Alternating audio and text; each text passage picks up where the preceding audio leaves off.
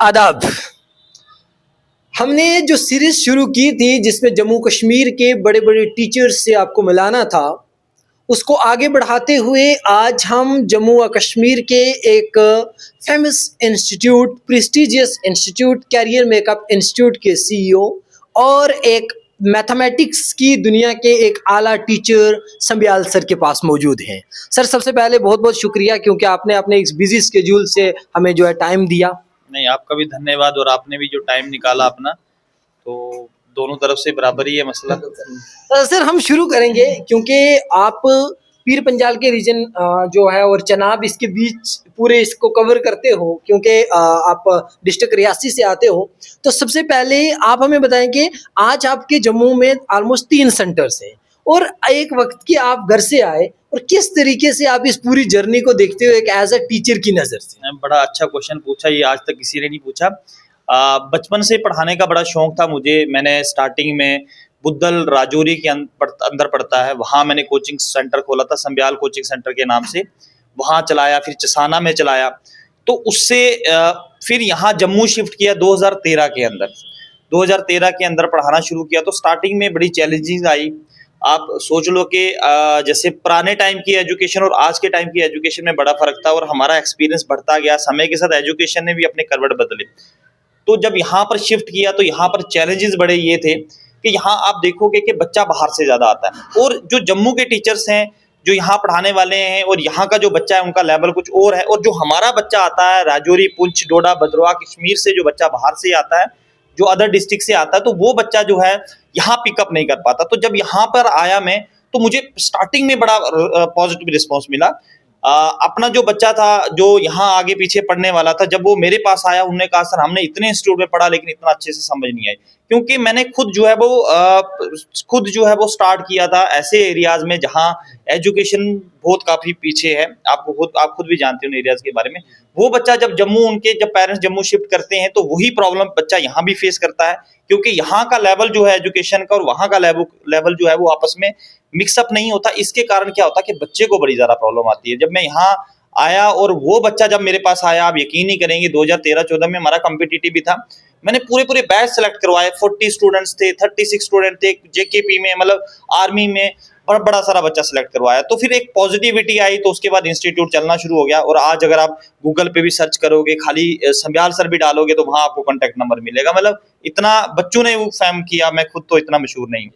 Sir, देखिए, उस अगर आप देखोगे तो जम्मू के ऑलमोस्ट हिली एरिया डिस्ट्रिक्ट्स जो भी हैं, अगर एक जम्मू के अलावा जितने भी डिस्ट्रिक्ट देखे हो तो कहीं ना कहीं हिली एरिया से जुड़े हुए हैं, तो उनके स्टूडेंट्स को जो आपने देखा कि इतने सालों से और इतने जम्मू में एक एज अ टीचर काम करना कितनी चुनौती होती है, कितना आपको हार्डवर्क करना पड़ता है और एज अ एडमिनिस्ट्रेटर और 3-3 सेंटर्स चलाना, तो आपको क्या लगता है कि जो स्टूडेंट्स यहाँ जम्मू में बाहर से पढ़ने के लिए आते हैं बाकी डिस्ट्रिक्ट जम्मू डिवीजन के उनसे, तो उनको सबसे ज्यादा प्रॉब्लम क्या फेस करनी पड़ती है? सर, सबसे पहले तो उनको ये डिसाइड करना उनके लिए सबसे प्रॉब्लम होती है कि हम इंस्टीट्यूट कौन सा ज्वाइन करें। होता क्या कि यहाँ जम्मू में बहुत सारे इंस्टीट्यूट है और बच्चे के पास बहुत सारे ऑप्शन होते हैं। बच्चा क्या करता है कि कोई इंस्टीट्यूट ज्वाइन कर लेता है और वो टीचर का लेवल नहीं पकड़ पाता। तो एक बड़ी अच्छी मैंने आपकी स्टोरी भी देखी थी, उसमें आपने कहा था कि सबसे पहले कि हमारे पास 20 स्टूडेंट है और 20 स्टूडेंट को ये जानना जरूरी है कि सबसे वीक स्टूडेंट कौन सा है। हम एक नज़र से सबको देख नहीं पाते हैं, देख सकते हैं ना। अब उससे क्या प्रॉब्लम क्रिएट होती है कि जब बच्चा जम्मू आता है, जैसे अगर हमारे पास आता तो मुझे पता है कि वहाँ का बच्चा है, उसको कौन से लेवल से पढ़ाना, हमें छोटी छोटी चीज उसको समझानी है। उस बच्चे के बहुत सारे डाउट होते हैं। अगर आप लेक्चर दे रहे हैं, लेक्चर आपने कंप्लीट कर लिया और बच्चे के पल्ले ही कुछ ना पड़ा, फिर क्या होता कि आपको बच्चे के पास जाना है और उसको सेपरेट भी पढ़ाना, क्योंकि लेवल तो सबका एक जैसा नहीं होता। और खासकर जो बच्चा हमारा दूर दराज से आता है उनको मेहनत करवाने की जरूरत होती है। और हमने मतलब मेरी अपने टीम के साथ मैंने एक डिस्कशंस की थी कि हम जो बच्चा वैली बैच का बच्चा हमारे पास आता उसके लिए हम 2 घंटे नहीं, हम कम से कम 4 घंटे की ट्यूशन रखें, जहां हर टीचर जो एक अच्छे से जो उसके ऊपर टाइम दे और सिलेबस भी कवर और बच्चे को प्रिपेयर भी हो। तो ये बड़ा चैलेंज रहता है बच्चे के लिए जम्मू में आके कि हम ट्यूशन सेंटर कौन सा ज्वाइन करें, क्योंकि यहाँ तो आपको पता बहुत सारे ट्यूशन सेंटर हैं। कुछ ऐसे सेंटर भी जहाँ एक एक टीचर जो है सारे सारे सब्जेक्ट पढ़ाता है, और कुछ ऐसे सब्जेक्ट है जहाँ 2 टीचर हैं वही सारे सब्जेक्ट कवर कर रहे हैं। तो आपने देखा होगा हमारे 5 इंस्टीट्यूट है, तो 5 में अगर 5 टीचर है हमारे पास, तो अगर 3 इंस्टीट्यूट है तो 3 में ही 5-5 टीचर होंगे 5 सब्जेक्ट के लिए। अदर अलग 2 टीचर ऐसे भी होते हैं जो स्पोर्ट के लिए रखे होते हैं। तो सबसे अच्छा मुझे ये लगा कि मैथ्स के, क्योंकि जम्मू कश्मीर में और स्पेशली जिन एरियाज की हमने बात की अभी, उनमें ना मैथ्स की काफी चुनौती होती है, और आपने मैथ्स के 3 टीचर्स रखे हुए, इसके पीछे क्या रीजन है? सर इसका सबसे बड़ा जो आपने बड़ा अच्छा क्वेश्चन पुट कर लिया ये। इसमें सबसे बड़ा जो मुद्दा है कि जैसे मैं मैथ्स पढ़ाता हूँ, मैंने मैथ्स पढ़ा लिया, मैंने बड़ा अच्छे डिटेल में बच्चों को पढ़ाया। अब क्या होता है कि मैंने दूसरी क्लास लेना शुरू कर दी, जो वीक स्टूडेंट है मैंने जो पढ़ाया, अब दूसरा टीचर क्या करेगा, उसको रिवाइज करवाएगा। और क्या होता है कि जो तीसरा टीचर है उसको एक ही ड्यूटी होती है कि अगर हम 2 टीचर बच्चे का टेस्ट नहीं ले पा रहे हैं तो वो सेपरेट टाइम, मतलब उसी दिन पढ़ाया, उसी दिन रिवाइज करवाया और उसी दिन बच्चे की प्रैक्टिस करके उसका टेस्ट भी ले लिया। होता क्या कि बच्चा यहाँ से घर जाएगा तो एटलीस्ट अगर उसने 10 क्वेश्चन पढ़े तो 8 क्वेश्चन उसको यहाँ ही प्रिपेयर होते हैं। उसके बाद सर एक रहता है कि जैसे अभी भी एग्जाम्स आने वाले हैं, विंटर्स वाले स्टूडेंट्स के आ जाएंगे, फिर अभी तो चल रहे हैं, उसके बाद जो है वो अभी समर फरवरी के बाद फिर एग्जाम्स हैं मार्च वालों के। तो आप इस एग्जाम्स की कैसे तैयारी, जैसे एग्जाम से पहले 2 महीने तो आपको बड़ा बिजी शेड्यूल होगा, तो उसमें कैसे प्रिपेयर करवाते हो, कैसे रिवाइज, कैसे टेस्ट सीरीज, उसका क्या रहता है? बिल्कुल सर। क्या होता है कि हम बच्चों को सबसे पहले मॉर्निंग का टाइम देते हैं, सुबह का टाइम देते हैं, सुबह 10 बजे बच्चा बुलाते हैं हम, और छुट्टी जो है हमारी 2 बजे हम लेकिन पेरेंट्स को हमने ये बोला था कि 3 बजे छुट्टी होगी। 2:30 बजे तक मतलब लगभग हमारा इंस्टीट्यूट में बच्चा 4.5 घंटे हमारे पास रहता है। उसमें क्या होता है कि हमने एक बच्चे को 2 टॉपिक पढ़ाए, उस बच्चे को फिर 10 मिनट देते हैं उसको रिवाइज करे और डाउट पूछे उसी क्लास के अंदर, और फिर दूसरा टीचर आ जाता है। तो ऐसे करके जो है वो हमारे पास 2 महीने नहीं, अब अगर हम 2-2 घंटे जो है वो ट्यूशन सेंटर में देते हैं तो हम 4 दे रहे हैं। अगर कोई बच्चा हमारे पास 2.5 मंथ के लिए आ रहा है, वो 2.5 मंथ के लिए नहीं आ रहा, हमारे पास 5 मंथ के लिए आ रहा। मैंने टाइम को ही इस तरीके से डिवाइड किया, जो हम 5 मंथ में जो टाइम यहाँ जम्मू के बच्चों को देते हैं, वो 2.5 मंथ में हम वो इतना टाइम किसको देते हैं, वैली बैच के बच्चों को देते हैं।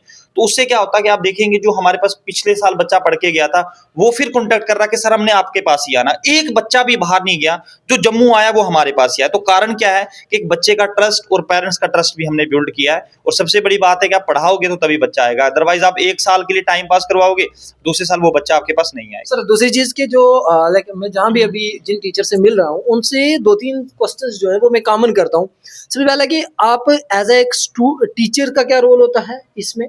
3 लोग जो हैं वो मिलकर ये काम, टीचर, पेरेंट और स्टूडेंट। अब इसमें एक एज अ टीचर का क्या रोल रहना चाहिए, एज अ पेरेंट का? तो सबसे पहले आप मुझे बताइए टीचर का क्या रोल रहना चाहिए एक स्टूडेंट के प्रति जब वो उसको लाइक पूरा सिलेबस करवा रहा है या पढ़ा रहा है? बिल्कुल। टीचर का सबसे बड़ा रोल ये है कि क्लास में जब जाता है तो कुछ बच्चे जो वीक होते हैं, पहले तो टीचर का मतलब पेशा ही ऐसा है कि वो पैशंस उसके अंदर बहुत जरूरी है। कुछ बच्चे ऐसे भी आते हैं जिनको 2+2 आप करवाएंगे 4 नहीं बोलेंगे, 5 बोलते रहते हैं। हमें उनको नहीं बोलना कि तुम लोग बड़े यार, तुम लोगों को कुछ आता नहीं है। टीचर को कभी मुंह से ये बात बोलनी ही नहीं चाहिए। सबसे पहले टीचर को उस चीज पे काम करना चाहिए कि बच्चा अगर कमजोर है तो किस कारण है, उसके बेसिक्स के ऊपर काम करें। उसके बाद क्या होता है कि अगर आपके पास 20 स्टूडेंट है तो उनको डिवाइड कर दो। अगर जो टॉपर्स हैं आपको पता वो पहले लेक्चर में समझ रहे हैं तो अच्छी बात है। अगर आपको लगता है कुछ वीक स्टूडेंट है, उनके पेरेंट्स से बात करके सर हम उनका आधा 1 घंटा एक्स्ट्रा लेंगे और एक्स्ट्रा टाइम में जो है वो हम क्या करेंगे, उनको प्रिपेयर करवाएंगे जो टाइम उनको उनके लिए सूटेबल रहेगा। पेरेंट सर, पेरेंट को कैसा रोल प्ले करना चाहिए? पेरेंट्स को सबसे पहले जो है बच्चे को रेगुलर रखना है। बच्चा टाइम पे जा रहा नहीं जा रहा है, ठीक है, और बच्चे की स्टडी मटेरियल्स को लेके जो है वो ध्यान में रखना, और टीचर के साथ उसने आके मिलना है। अगर हफ्ते में एक बार उसने पेरेंट्स से इंस्टीट्यूट में आना और इंस्टीट्यूट में आके जो है अपने बच्चे का जो है प्रोग्रेस रिपोर्ट चेक करनी है कि सर वाकई आप जो पढ़ा रहे हो क्या वो बच्चा पिकअप कर पा रहा है या नहीं कर पा रहा। अब कभी क्या होता है कि हाँ बहुत सारे ऐसे इंस्टीट्यूट भी हैं जहाँ बच्चा तो आता है लेकिन 2 महीने के लिए वो पैसा ले लेते हैं, बच्चा भी फंसा हुआ और पेरेंट भी फंसा हुआ। तो टीचर ने तो 2 महीने के बाद उसको क्या लेना देना, बच्चा कश्मीर से या डोडा भद्रवाह से दूसरी बार तो मिलेगा नहीं।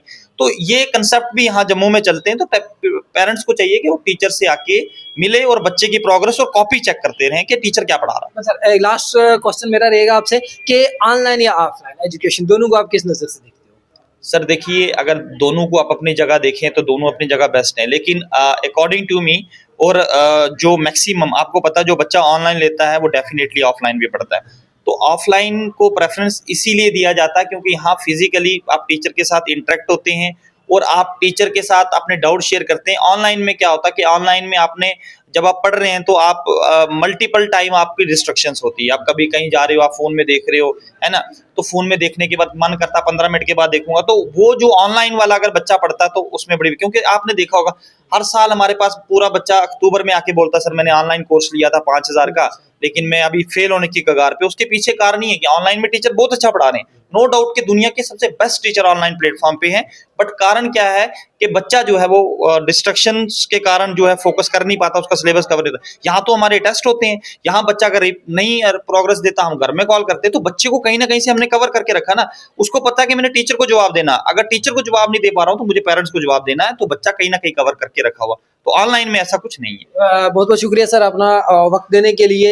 ये थे सर, हमारा जो मकसद है, हमारा जो मेन मोटो है वो यही है कि हम जम्मू कश्मीर के नहीं सिर्फ लेकिन हिंदुस्तान के बड़े बड़े टीचर से मिलें और स्टूडेंट्स के इंटरेस्ट में कैसे एक फ्रेंडली एक इंटरेक्टिव माहौल बनाया जा सकता है स्टडी को लेकर, वो लोगों के सामने और स्टूडेंट्स के और पेरेंट्स के सामने लाएं। अभी सर ने जो बताया ये एक इनकी एक जर्नी के डिस्ट्रिक्ट रियासी के तहसील चसाना से कि दूर दराज एक एरिया से जहां आज भी मुझे लगता है सर पक्की रोड उतनी ज्यादा नहीं है, एजुकेशन सेक्टर भी बड़े वीक है, सेक्टर भी वीक है, तो वहां से आके जम्मू में सिर्फ एक एज अ टीचर काम नहीं करना, लेकर आपने 3-3 इंस्टीट्यूट और स्कूल्स चलाना, ये एक बहुत बड़ी बात है। और आप देखते रहिएगा हमारी ये वीडियोस और आने वाले वक्त में हम और अच्छी वीडियोस और अच्छे अच्छे टीचर से भी आपको मिलाएंगे। शुक्रिया बहुत बहुत।